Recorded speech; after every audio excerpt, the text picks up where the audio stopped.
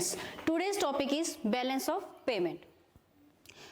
A country has to deal with the other countries in respect of the following, मतलब कि एक country को दूसरी कंट्रीज के साथ जो नीचे दी गई आइटम्स है उसके साथ कंट्रीज को आपस में डील करना पड़ता है. Number 1, visible items. Visible items क्या होती हैं? Which include all type of physical goods export and imported. जो भी गुड्स को एक्सपोर्ट या इम्पोर्ट करते हैं उनको बोलते हैं विजिबल आइटम्स, मतलब कि जो देखी जा सके. नेक्स्ट है इनविजिबल आइटम्स. इनविजिबल आइटम्स मतलब which includes all those services whose export and import are not visible. जिन ऐसी सर्विसेज, ऐसी सेवाएं जिनका इम्पोर्ट एंड एक्सपोर्ट जो है वो विजिबल नहीं है, जिसको कि जैसे कि transport services and medical services. जैसे कि हमारी ट्रांसपोर्ट सर्विसेज है और मेडिकल सर्विसेज हैं, ये दिखाई नहीं देती हैं लेकिन ये सर्विसेज हैं, तो इसको हम बोलते हैं इनविजिबल आइटम्स. और थर्ड है हमारी कैपिटल ट्रांसफर्स. कैपिटल ट्रांसफर्स क्या होती हैं? Which are concern with capital receipts and capital payments. जो आइटम्स हमारी कैपिटल सीट्स और कैपिटल पेमेंट से रिलेटेड होती हैं उसको हम बोलते हैं capital transfers. Balance of payment. Now what is the meaning of balance of payment? According to Kindley Berger, the balance of payments, a country is a systematic record of all economic transactions between the residents of the reporting country and residents foreign countries during a given period of time. एक दिए गए समय में जब किसी एक residence country का और एक फॉरेन कंट्री के ट्रांजैक्शंस को हम सिस्टमेटिकली रिकॉर्ड करते हैं तो उसको हम बोलते हैं balance of payment. It is a double entry system. ये क्या है? एक डबल एंट्री सिस्टम है of record of all economic transactions. सारी ही इकोनॉमिक आर्थिक ट्रांजैक्शंस का क्या है? ये डबल एंट्री सिस्टम है between the residence of the country. किस किस के बीच में? Residence of the country and the rest of the world. Residence of the मतलब एक घरेलू जो देश है उसके बीच में और रेस्ट ऑफ द वर्ल्ड बाहर के देशों के बीच में. जब किसी रिकॉर्ड्स को, इकोनॉमिक ट्रांजैक्शंस को कैसे डबल एंट्री सिस्टम्स के द्वारा रिकॉर्ड कर रखा जाता है तो उसको हम बोलते हैं balance of payment. Carried out in a specific period of time. ये कैरी बैलेंस ऑफ पेमेंट जो है कैसे कैरी किया जाता है? एक स्पेसिफिक पीरियड ऑफ टाइम में. व्हेन वी से, जब हम कहते हैं a country's balance of payment, we are referring the transactions of its citizens and government. जब हम किसी बोलते हैं कि कंट्री का बैलेंस ऑफ पेमेंट है तो वो क्या रेफर करता है? Transactions of its citizens and government. उस देश के सिटीजन्स, नागरिक और उस देश की सरकार को ये चीज जो है वो रिप्रेजेंट करती है. क्या चीज? Balance of payment. नेक्स्ट है बैलेंस ऑफ पेमेंट की डेफिनेशन. इसके the balance of payment of a country is a systematic record all economic transactions between the residents of a country and the rest of the world. एक country के बीच में और rest of world के बीच में जब transactions को systematically रखा जाता है, रिकॉर्ड किया जाता है तो उसको हम बोलते हैं बैलेंस ऑफ पेमेंट. किस चीज के लिए? On account of goods exported, services rendered and capital received by the residents. Goods की, कैपिटल रिसीट्स की और payments made by the them on account of goods imported. जो उनके द्वारा पेमेंट की जाती है किसके लिए? जो गुड्स हमने इंपोर्ट की होती हैं, आयात की होती हैं. And services received from the capital transfer to non residents of the और फॉरेन. ठीक है, तो ये डेफिनेशन जो है रिजर्व बैंक ऑफ इंडिया के द्वारा दी गई है. नेक्स्ट है मेरे features of balance of payment. तो ये है, it is a systematic record of all economic transactions between one country and the rest of the world. ये क्या है? एक सिस्टमेटिक रिकॉर्ड है. किसके बीच में? एक कंट्री के बीच में और रेस्ट ऑफ द वर्ल्ड के बीच में. किस चीज की है ये रिकॉर्ड? ये है रिकॉर्ड हमारी ऑल इकोनॉमिक ट्रांजैक्शंस का. सेकेंड है, it includes all transactions visible as well as invisible. ये क्या करती है? सारी ही ट्रांजैक्शंस को इंक्लूड करती है जो कि विजिबल है और as well as invisible items को भी इंक्लूड करती है और विजिबल आइटम्स को भी इंक्लूड करती है. It adopts a double entry book keeping system. ये क्या अडॉप्ट करता है? क्या इसने अडॉप्ट किया है? डबल एंट्री और book keeping system. It has two sides, credit side and debit side. इसके दो साइडें होती हैं, एक डेबिट साइड और एक क्रेडिट साइड.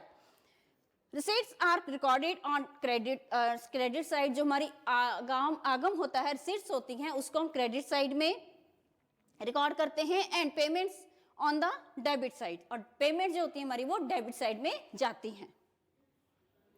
नेक्स्ट है the difference between a countries import and it's exports.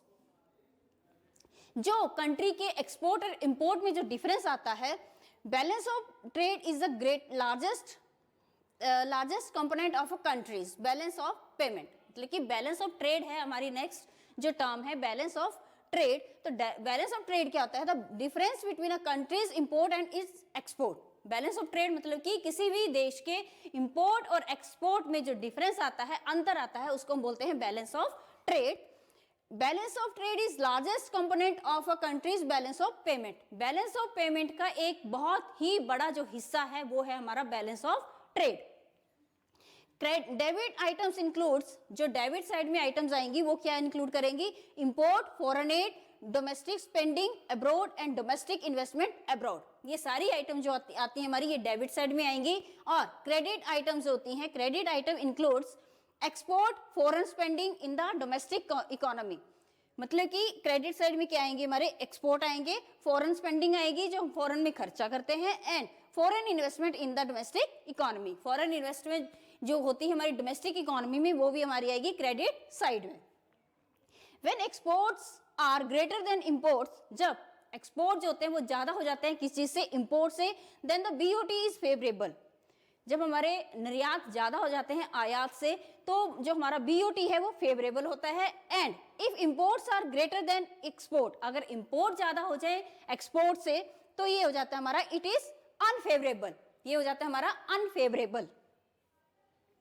Balance of trade और बैलेंस ऑफ पेमेंट में क्या फर्क है? The balance of payment takes into account of all transaction with the rest of the world.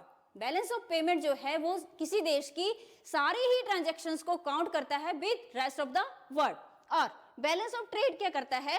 It takes into account all the trade transactions with the rest of the world. उसमें क्या होता है? सारी ही ट्रांजैक्शंस को, visible invisible सारी transactions को वो अपने काउंट करता है, रिकॉर्ड बनाता है। लेकिन बैलेंस ऑफ ट्रेड में क्या होता है?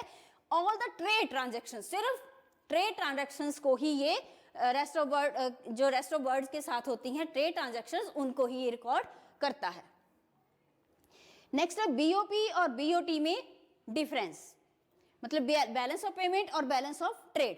तो बैलेंस ऑफ पेमेंट जो है ये एक ब्रॉड आइटम है, एक बहुत ज्यादा वास्ट है, और it is a narrow term. जो बीओटी है ये थोड़ी संकुचित टर्म है। नेक्स्ट है it includes visible invisible capital transfers. जो बैलेंस ऑफ पेमेंट है वो विजिबल, इनविजिबल और कैपिटल ट्रांसफर्स को इंक्लूड करता है। और it includes only visible items. Word of balance of trade जो है वो सिर्फ विजिबल आइटम्स को ही रिकॉर्ड करता है। थर्ड है हमारा it is always balance itself. Balance of payment जो है वो ऑलवेज बैलेंस होता है। और इट कैन बी, जो बैलेंस ऑफ पेमेंट है वो फेवरेबल भी हो सकता है और अनफेवरेबल भी हो सकता है। फेवरेबल कब होगा? जब हमारे एक्सपोर्ट जो है वो ज्यादा होंगे हमारे इंपोर्ट से, और जब हमारे इंपोर्ट ज्यादा हो जाएंगे हमारे एक्सपोर्ट से तो वो बैलेंस ऑफ ट्रेड जो वो अनफेवरेबल हो जाएगा। बीओपी को कैसे काउंट करते हैं? देखिए, current account plus capital account plus और minus balancing items, errors and omissions. ठीक है। नेक्स्ट है BOT is equal to net earning on export. और लास्ट पॉइंट है इसका following which are the main factors of BOP, conditions, economic policy, all the factors of BOT. जो BOT के factors हैं वही सारे बीओपी के फैक्टर्स हैं। और इसके बीओटी के क्या फैक्टर्स हैं? Cost of production, availability of raw material and exchange rate. तीन फैक्टर हैं बैलेंस ऑफ ट्रेड के, cost of production, availability of raw material और foreign exchange rate. Importance of balance of payment, क्या महत्व है इसका, क्या इंपॉर्टेंस है, सिग्निफिकेंस क्या है बैलेंस ऑफ पेमेंट का? BOP records all transactions that create demand for and supply of a currency. मतलब बीओपी क्या होता है? सारी ही ट्रांजैक्शंस होती हैं दैट क्रिएट, जो कि क्या क्रिएट करती हैं? Demand for and supply of a currency. किसी भी करेंसी की डिमांड और सप्लाई को जब क्रिएट किया जाता है तो किसके द्वारा क्रिएट किया जाता है? बीओपी के द्वारा, बैलेंस ऑफ पेमेंट के द्वारा। नेक्स्ट है जज economic and financial status of a country in the short term. इसमें बोल रहे हैं कि economic and financial status of a country short term में, छोटे समय में, जब इकोनॉमिक एंड फाइनेंशियल स्टेटस को हम लोग जज कर सकते हैं, वो भी इसमें बैलेंस ऑफ पेमेंट की एक फीचर है। इंपॉर्टेंस है। नेक्स्ट हमारा BOP may confirm trend in economies, international trade and exchange rate of the currency. BOP क्या कर सकता है, can confirm trend in economies, international trade, economy के इंटरनेशनल ट्रेड के बारे में जो ट्रेंड चला हुआ है उसको ये कंफर्म कर सकता है, and exchange rate of the currency, और एक्सचेंज रेट के चला हुआ करेंसी का उसको भी बीओपी के द्वारा हम लोग जान सकते हैं। दिस में आल्सो इंडिकेट चेंज और रिवर्सल इन द ट्रेंड, ये क्या करता है, चेंज को भी इंडिकेट कर सकता है। नेक्स्ट हमारा दिस में indicate policy shift of the monetary authority of the country, ये क्या करता है, ये इंडिकेट कर सकता है पॉलिसी जो शिफ्ट की जा सकती है आरबीआई के द्वारा, उसको भी ये बता सकता है, इंडिकेशन दे सकता है, क्या चीज, बैलेंस ऑफ पेमेंट। नेक्स्ट हमारा बीओपी में कंफर्म ट्रेंड इन इकोनॉमीज, इंटरनेशनल ट्रेड, बीओपी जो है हमारा कंफर्म ट्रेंड इन इकोनॉमीज, इंटरनेशनल ट्रेड, किसी भी देश के इंटरनेशनल ट्रेड मतलब कि अंतर देशीय व्यापार के बारे में उसके ट्रेंड को जान सकता है कि क्या चलन में है, और exchange rate of the currency, और किसी भी देश की एक्सचेंज रेट को जान सकता है। दिस में आल्सो इंडिकेट चेंज और रिजर्वल इन द ट्रेंड, ये देश के चेंजेस के बारे में हम लोगों को इसके पता चल सकता है बीओपी के द्वारा। The general rules in BOP accounting, जो बैलेंस ऑफ पेमेंट की अकाउंटिंग है उसमें क्या जनरल रूल्स हैं। If a transaction earn foreign currency for the nation, अगर कोई ट्रांजेक्शन फॉरेन करेंसी अर्न कर रही है किसी देश के लिए, इट इज अ क्रेडिट, ये है एक credit, and it is recorded as a plus item, और ये किस आइटम में आएगा, हमारा प्लस आइटम में, क्योंकि ये क्या कर रहा है, अर्न्स फॉरेन करेंसी को ये अर्न कर रहा है, तो ये कौन सी आइटम आएगी, हमारी प्लस आइटम। नेक्स्ट है if transactions involve spending of foreign currency, it is a debit, अगर कोई ट्रांजैक्शन फॉरेन में खर्चा कर रही है, स्पेंडिंग कर रही है, तो ये होगा हमारा एक debit, and it is record as a negative item, इसको क्या करेंगे हम, इसको रिकॉर्ड करेंगे एज अ नेगेटिव आइटम, मतलब कि जो हमारी अर्निंग होगी वो प्लस आइटम्स होंगी और जो हमारे खर्चे होंगे वो नेगेटिव आइटम्स अकाउंटिंग के, इसके बीओपी के अकाउंटिंग में। The various components of a BOP, BOP के बैलेंस ऑफ पेमेंट्स के क्या क्या कंपोनेंट्स हैं, क्या क्या पार्ट्स हैं। Number 1 current account, number 2 capital account, number 3 reserve account, और नंबर 4 एरर्स एंड ओमिशन। तो हम एक एक करके इनको स्टडी करेंगे। करंट अकाउंट बैलेंस में क्या आएगा, BOP on current account is a statement of actual receipt and payments in short period. BOP क्या है, ऑन करंट अकाउंट स्टेटमेंट है ये एक, on off actual receipts and payments in short period. BOP क्या है, एक शॉर्ट पीरियड में किसी भी देश की रिसीट्स और पेमेंट्स की एक अकाउंट है, स्टेटमेंट है। It includes the value of export and imports of both visible and invisible goods। देखिए इसमें क्या इंक्लूड होता है, value of export and import of visible and invisible goods. There can be either surplus or deficit in current account, इसमें क्या होता है, either surplus or deficit, या तो इसमें सरप्लस होगा या डेफिसिट होगा इन करंट अकाउंट में। The current account includes, current account क्या इंक्लूड करता है, export and import of services, current account include करता है हमारा export and import of services, interest, profits, dividends and receipts, payment from the two abroad, ये सारी item जो आती है हमारी करंट अकाउंट में इंक्लूड होती हैं। BOP on current account refers to the inclusion of 3 balance of namely balance, service balance and unilateral transfer. Types of balance, types of balance में क्या आएगा, trade balance, mechanism, export import of goods, services में आएगा export import of services. Income balance में क्या आएगा, net investment income, net income receipts from assets, net investment income में क्या आएगा, net income receipts from assets, और net international compensation to employees, इसमें क्या आएगा, नेट कंपनसेशन ऑफ एम्प्लॉइज, और नेट यूनिलेटरल ट्रांसफर्स में gifts from foreign countries minus gifts to foreign countries, जब फॉरेन कंट्रीज को जब कोई गिफ्ट देते हैं और उससे कोई गिफ्ट लेते हैं तो उसका जो माइनस होगा उसको हम एक दूसरे से माइनस करेंगे, तो नेट यूनिलेटरल ट्रांसफर्स। नेक्स्ट हमारा capital account balance. Capital account balance में क्या आएगा, the capital account balance record all international transactions that involve residence of a country.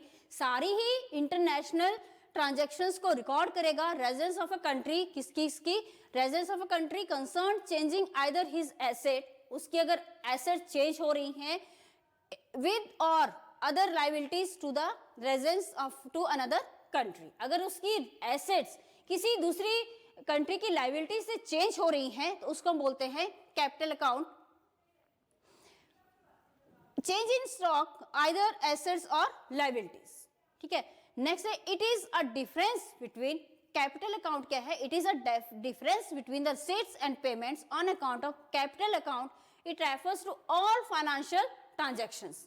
ये जो कैपिटल अकाउंट में आएंगी वो सारी ही जो फाइनेंशियल कैपिटल्स आएंगी, ट्रांजैक्शंस आएंगी, वो इसमें कैपिटल अकाउंट में आएंगी। Next capital account involves inflows and outflows relating to investments, short term borrowing and lending, and medium term of long term borrowing and lending. Capital account balance, there can be surplus or deficit in capital account. Capital account में क्या होता है, there can be surplus or deficit in capital account. It includes private foreign loan flow, इसमें क्या include होता है, private foreign loan, movement in banking capital, banking capital में movement, और official capital transactions, reserves, gold movement etcetera, ये सारी ही क्या आएंगी हमारी कैपिटल अकाउंट बैलेंस में। These are classifies into two categories, इनको दो कैटेगरीज में क्लासिफाई किया जाता है, डायरेक्ट फॉरेन इन्वेस्टमेंट और पोर्टफोलियो इन्वेस्टमेंट्स, और लास्ट में है other capitals. The reserve account, the reserve account में क्या आएगा हमारा, three accounts IMF, SDR and reserves and monetary gold are collectively called as the reserve account. तीन तरह के अकाउंट होते हैं हमारे, IMF, SDR and reserve and monetary gold are, ये सभी क्या होते हैं हमारे reserve accounts. IMF account contains purchases, credits and purchases, repurchases from International Monetary Fund. जब इंटरनेशनल मॉनेटरी फंड से परचेजेस होती हैं और सेल होती है तो उसको हम बोलते हैं IMF रिजर्व अकाउंट। नेक्स्ट है special drawing rights, SDR special drawing rights are reserve assets created by IMF। ये रिजर्व एसेट्स होते हैं जो क्रिएट किए जाते हैं किसके द्वारा, IMF के द्वारा, and allocated from time to time, और बांटे जाते हैं time to time to member countries, members countries को किसको बांटे जाते हैं टाइम टू टाइम, ये मेंबर कंट्रीज को। It can be used to settle international payments between monetary authorities of two different countries. इसमें किसमें यूज कर सकते हैं, it can be used to settle international payments, अंतरजातीय पेमेंट्स भुगतानों को जब सेटल करना होता है किसके बीच में, between monetary authorities and of two different countries. Errors and omission, ये होता है the entry under this head relate mainly to leads and lags in the reporting of transactions. जब मतलब इसमें होती है लीड्स एंड लैग्स में रिपोर्टिंग, इसमें हेड में, it is of a balancing entry and it is needed to offset the overheads and understand components। ये आती है हमारी रिसीट साइड और ये हमारी पेमेंट साइड। रिसीट साइड में क्या आएगा हमारा, क्रेडिट साइड में export of goods, trade account में इसमें पेमेंट में import of goods, trade account में आएगा हमारा export of services, interest, profit and dividend receipts, unilateral receipts, और इसकी साइड में आएगा डेबिट साइड में import of services, interest, profit and dividend paid, unilateral payments, ठीक है। करंट अकाउंट बैलेंस में आएगा हमारा foreign investment, short term borrowings, medium and long term borrowing और investment of abroad, short term lending, medium and long term lending, statistical discrepancies, error and omissions. Capital account में change in reserves and change in reserves, ये plus में और ये minus में। Total receipts equal to total payments, यहाँ इसका जो equal नीचे का बैलेंस होता है ये इक्वल आता है, total receipts equal to total payments. Disequilibrium in the balance of payment, जब इसमें असंतुलन क्यों होता है?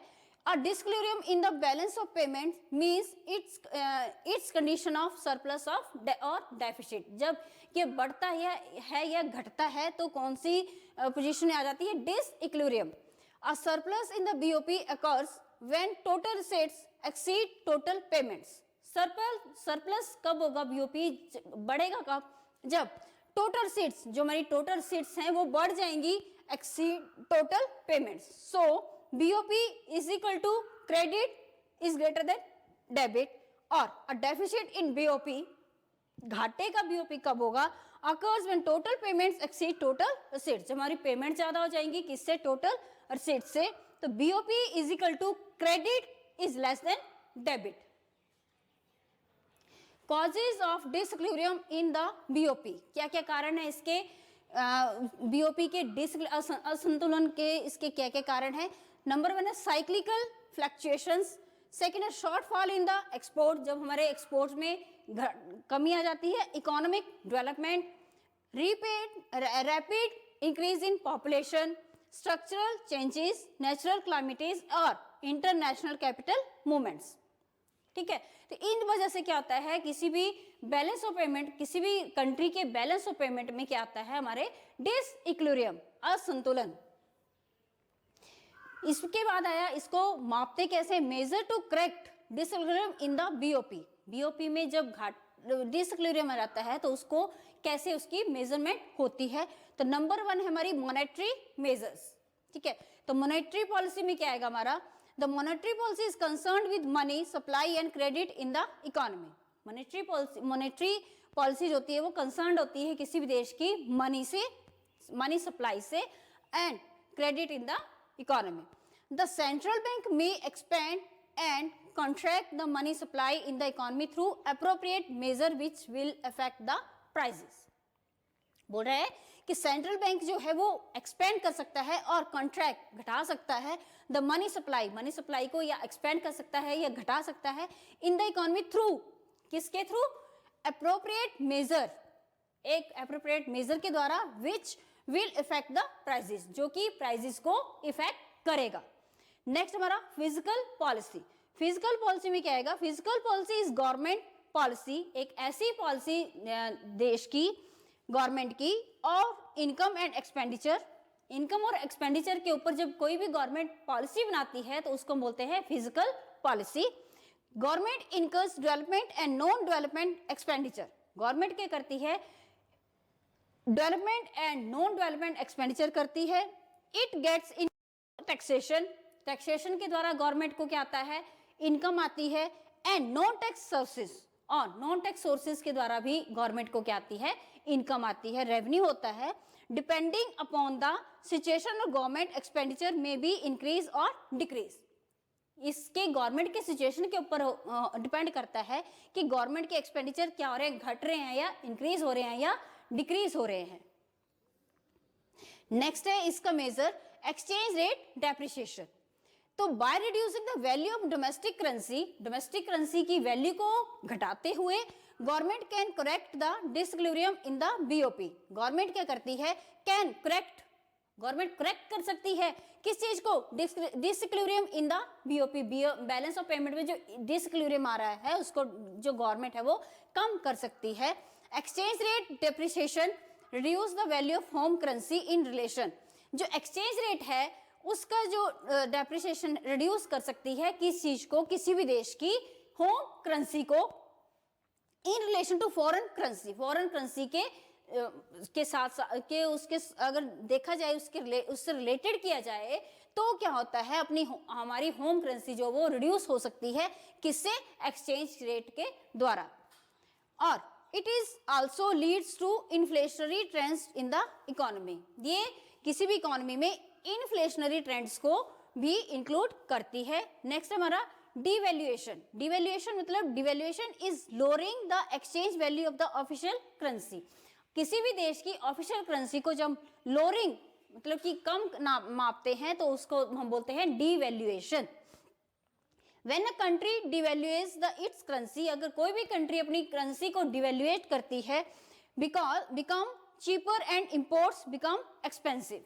तो क्या होता है, एक्सपोर्ट जो हमारे वो सस्ते हो जाते हैं क्योंकि हमारी करेंसी की वैल्यू ही नहीं है, और एक्सपोर्ट जो होते हैं, इंपोर्ट जो होते हैं वो एक्सपेंसिव हो जाते हैं, which causes a reduction in the BOP deficit.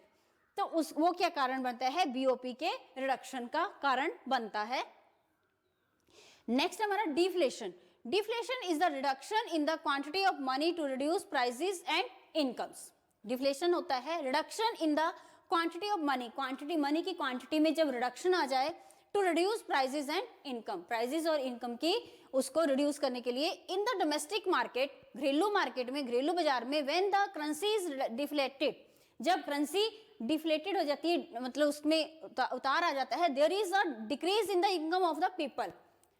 तो पीपल जो है कंट्रीज के, किसी भी कंट्री के लोगों के इनकम में क्या आएगा, उतार आएगा, मतलब कम होएगी, डिक्रीज होगा। This puts curve on consumption and government can increase export and earn more foreign exchange.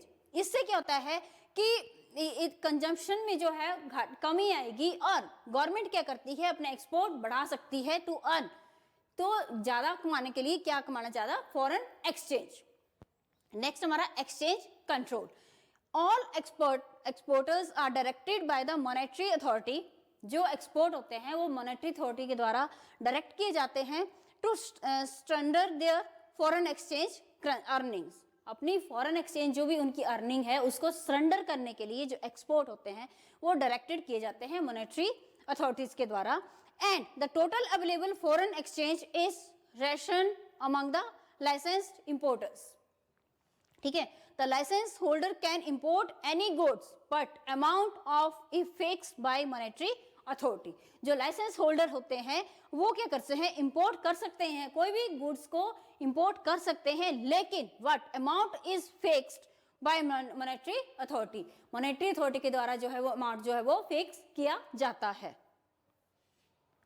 Next है measure to correct disclosure in BOP non monetary measures. Non monetary measures में क्या आएगा हमारा, एक्सपोर्ट प्रमोशन, मतलब अपने export को ज्यादा promote करना। To control export promotions the country में adopt measure in stimulate export, like अपनी कोई भी कंट्री जो है एक्सपोर्ट को प्रमोट कर सकती है, जैसे कि एक्सपोर्ट ड्यूटीज में be reduced to boost export.